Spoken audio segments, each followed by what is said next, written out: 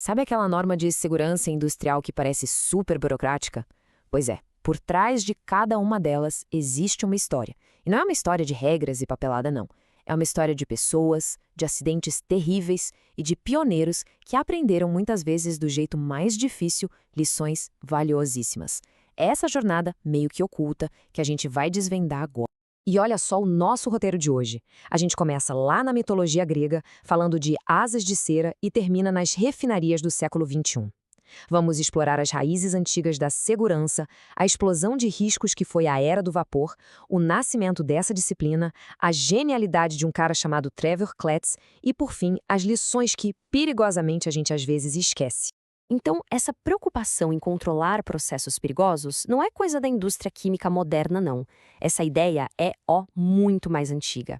A gente encontra ela tanto em mitos, que servem de alerta, quanto na engenharia que, literalmente, sustentou impérios.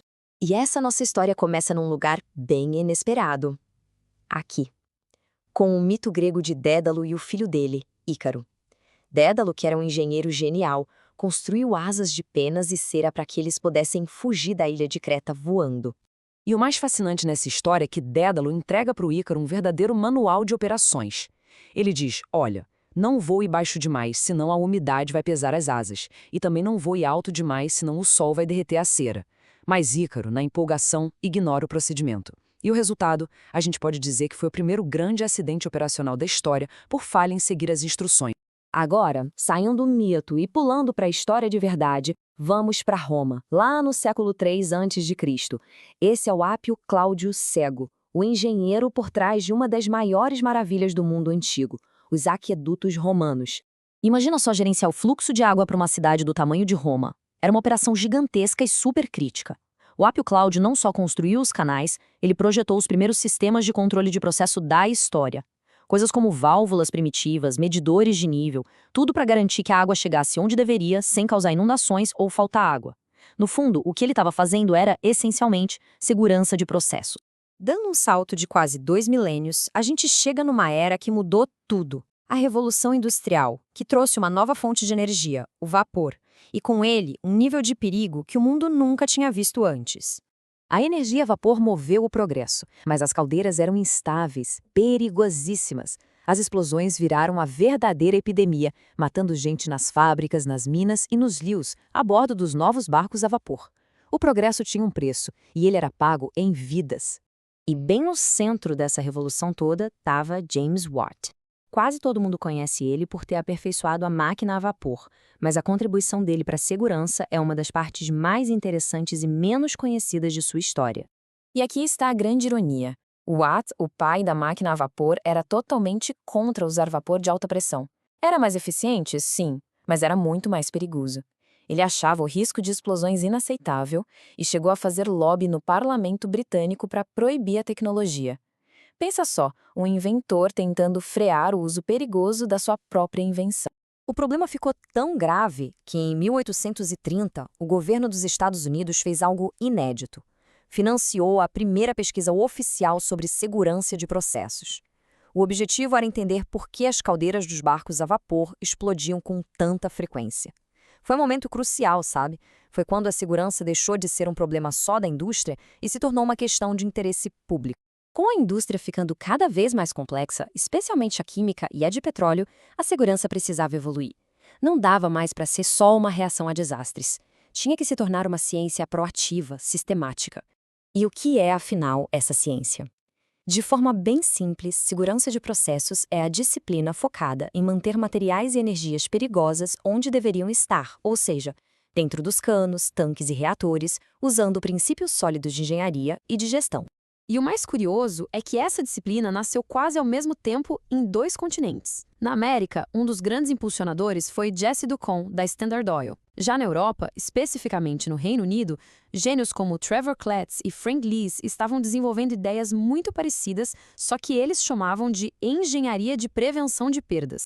A grande contribuição do Ducommun, a partir dos anos 50, foi patrocinar a criação de uma série de livretos bem simples e diretos, cada um focado num perigo específico. Este, sobre os perigos da água, parece simples, né? Mas numa refinaria, água no lugar errado pode causar explosões violentíssimas.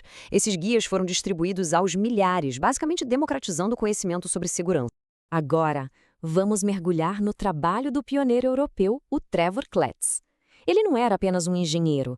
Ele era um verdadeiro filósofo da segurança, e as ideias dele mudaram o jogo para sempre.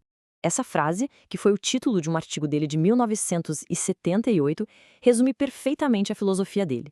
Por que gastar uma fortuna em sistemas complexos para conter um vazamento de uma substância perigosa, se for possível, desde o início, projetar um processo que nem sequer utiliza essa substância? É uma ideia de uma simplicidade genial, revolucionária.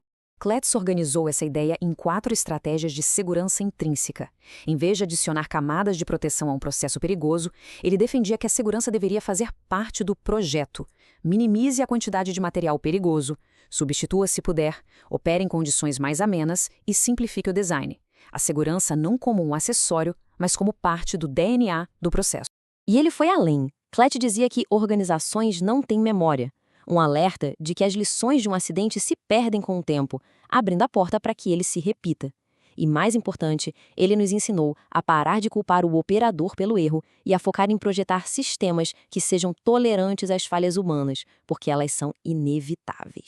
E essa ideia do Kletz sobre a amnésia das empresas nos leva de volta ao legado de Jesse Ducommun. E é um exemplo trágico de como uma lição aprendida e documentada pode ser esquecida, com consequências simplesmente devastadoras. E essa imagem aqui ilustra essa história perfeitamente. À esquerda, a gente tem uma versão brasileira de um dos livretos do Ducommun, traduzida lá nos anos 80. Com o tempo, essa iniciativa foi perdendo a força. À direita está a versão moderna que foi ressuscitada. A pergunta é, o que aconteceu no meio do caminho para forçar essa retomada? A resposta é o desastre da refinaria de Texas City, em 2005. Uma explosão gigantesca que matou 15 pessoas. A investigação revelou que a BP tinha abandonado muitas das práticas de segurança da sua predecessora, a Amoco, que era a antiga Standard Oil. Em um ato de redescoberta bem doloroso, a BP reviveu a série de livretos do Ducommun, percebendo que o conhecimento que poderia ter evitado o desastre já existia há 50 anos. Isso nos leva à citação quase profética do próprio Ducommun. Cada geração não deveria ter que redescobrir os princípios de segurança de processo que a geração anterior descobriu. É um lembrete muito poderoso de que o conhecimento em segurança é um legado que precisa ser constantemente protegido e passado adiante.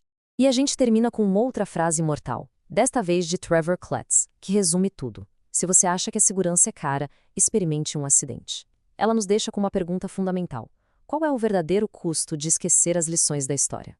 A resposta, como esses pioneiros nos mostraram, pode ser incalculável.